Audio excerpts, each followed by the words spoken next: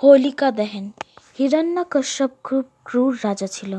তার ছেলে প্রহ্লাদ নারায়ণে খুব বড় ভক্ত ছিল।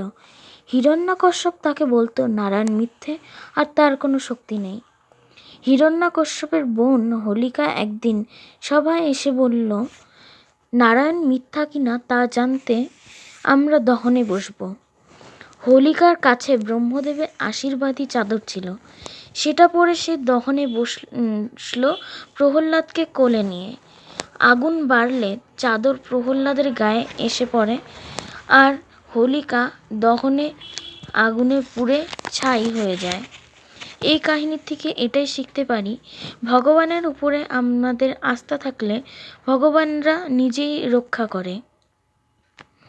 বাই দ্য ওয়ে, এখানে আমি রং ইউজ করেছি ক্যামেল ওয়াটার কালার আর অ্যাক্রিলিক কালার।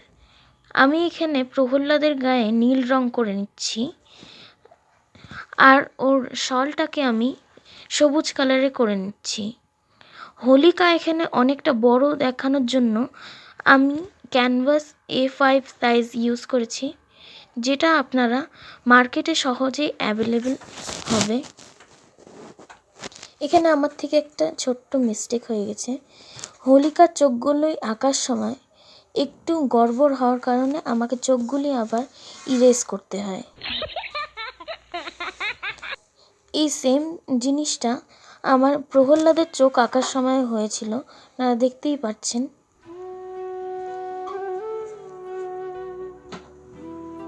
এই আর্টওয়ার্কটা পিছনে আমার 5 ঘন্টা সময় লেগেছে, ড্রয়িং করতে 4 ঘন্টা। Please like, share, subscribe, follow for more.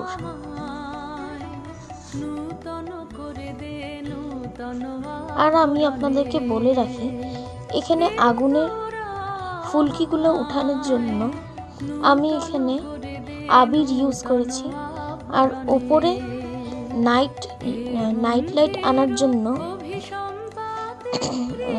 Blue colour use করেছি। তার উপরে আমি হাত দিয়ে ব্রাশের মাধ্যমে সাদা কালার স্প্রেড করে দিয়েছি তারার রূপে।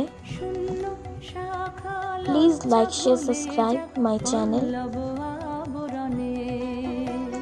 আমার আর্টওয়ার্ক জাস্ট রেডি হয়ে গেছে। এখানে আমি হোলিকার শাড়ির কালারটা কমপ্লিট করে নিচ্ছি। ডিজাইনগুলি কমপ্লিট করলেই আমার আর্টওয়ার্ক রেডি হয়ে যাবে।